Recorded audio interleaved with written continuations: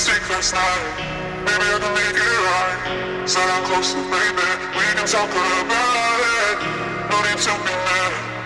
Hate to see you sad. Yes, I know I'm crazy, crazy about you, crazy about you. Yo, what is going on, everybody? My name is Zane, and welcome back to the channel where we're actually going to be playing Kriknak. Haven't seen much of him in ranked lately, but honestly, I've been playing him, just practicing heroes, you know, for Valor Series Finals, and the qualifiers for the AIC World Cup are going to be pretty soon, so I need to be on the grind. And I played Kriknak, and it actually felt really nice, much more cleaner and smoother.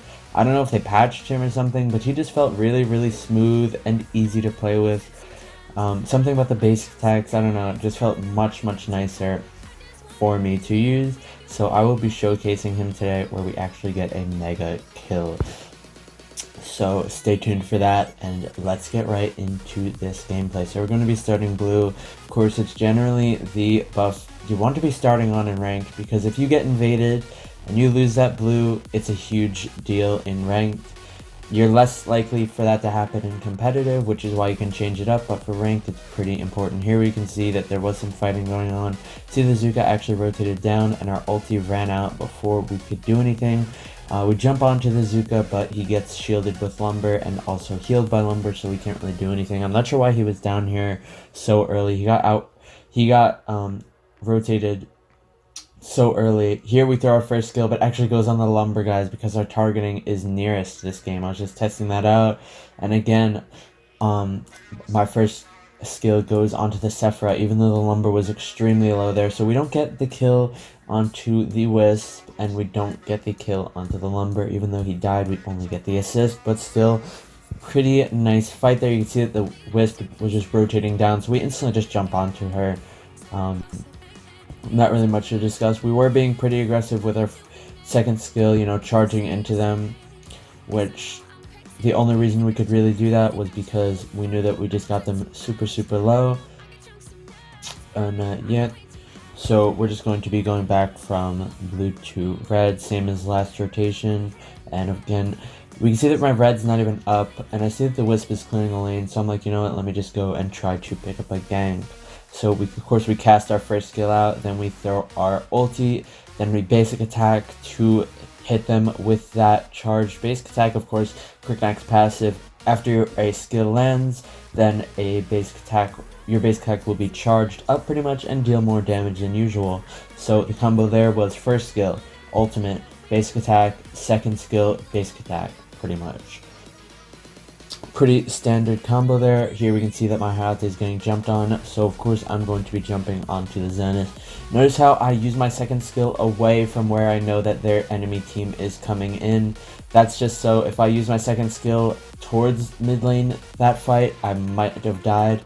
You can see they're all backing off, so I'm like, okay, I don't want my ulti to go to waste, let me just go and jump on this drag and burst it down. Kriknak, so good at taking dragons. That's also one of his strong points. He can take that stuff down so easily. Anyways, again, we just use our ulti to clear the mid lane, and I don't know what that Crusher is doing. He just completely botched his ult, missed it versus Sephora. Of course, Sephora is going to ulti once she gets CC'd by that. I'm not sure what he was thinking. But now that we saw Sephora didn't even have her ult, we're just going to jump onto her pretty quickly. We try to jump onto the Wisp there. We throw our first skill, but actually she flickers away. So now we know she doesn't have that until 6 minutes, which is pretty valuable information.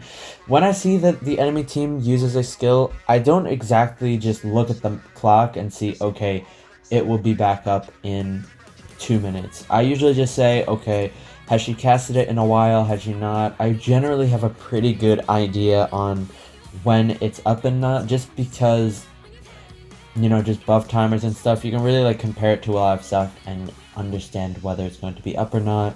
So I don't track it second per second, but I do have a general idea on when that flicker will be back up, which is what you guys should be trying to do too in all of your games. It's so super important to be memorizing when they do have their flickers and stuff up.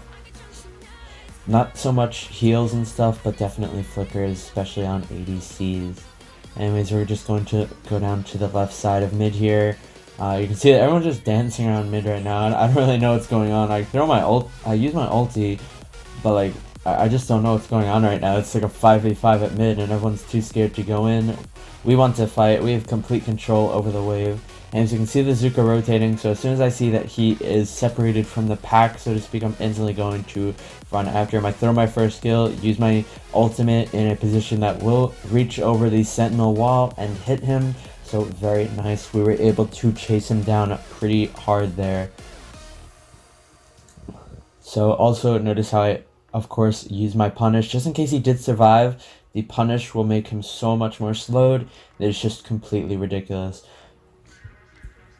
Also, guys, notice how I basic attacked as soon as I landed from my first skill and ultimate. You always want to be, usually that's a pretty good combo. First skill into ultimate into basic attack into second skill. That's generally a pretty good combo, pretty standard. There you can see that they actually did the dragon without me, and I can see that the Zuka is jumping onto my Hayate, so of course I'm going to retaliate. I'm going to throw my first skill as we've been doing this entire game, then throw my ultimate, and he falls. Again, Kriknak for some reason feels a lot stronger when I've been playing him. Look at this, I hop over the lumber ult, so we don't even get CC'd by that. Very well played. When you try to do that versus a lumber, you have to be pretty far back away from the lumber because it does affect behind him just a little bit. You know, it's kind of like Wonder Woman, so to speak, where it will reach the back of him, but only by a little amount. It's not a huge distance. Here we can see that Xanis is under tower. He used his speed up first skill. We're just going to pop him like nothing as soon as we see that he doesn't have that speed up first skill. Anyways, we can see that they're fighting. Tulin tries to secure a kill onto the Sephora, but the lumber dashes forward and blocks it all. So here I'm just pinging retreat because we didn't even get our red, because like I said, for some reason it's desynced with the rest of our jungle. Like when I was ganking that wisp, the red wasn't even spawning, so I'm not sure why that happened to the red buff, but not too much of a big deal. We're just going to go back and clean that up, and then by the time we do that, our blue side is spawning, so we are just going to run over to that and clear it. I can see that the Tulin just died actually. Kind of interested in going in for a fight. I can see the Zuka right here, so I'm just going to jump onto him. Notice again my second skill, I use it to deal damage, but it's also meant as a disengage. Here I can see that the Sephora and Lumber get stunned. See the Wisp over there just all alone, and I'm going to jump onto her. The Wisp had no flicker, by the way, guys, I knew that. And there, the Xanis runs in, and we were able to get a nice mega kill. You can see the quad kill flashing. Let's see for the mega, and yep, there it is. Very well played. You can see the Zuka, as soon as I saw his character in the bush, I instantly just casted my ultimate, jumped in, and hope for the best, and it seriously, he was squishy as hell, so he stood no chance versus us. Very nice there. Then we saw the Sephora and the Lumber getting stunned. Here again, we're just being so aggressive right now, trying to have some fun. We barely even escaped with like 1 HP. That was a stupid play. Don't do anything like that, please. But yeah, very nice mega kill there, pretty clean. We can see that the Zuka again is over here trying to jump onto my ADC, but our Hayate has to back off, so he's not able to secure the kill on Zuka, and you can just see Zuka scaling the wall, running for his life. He actually escapes that.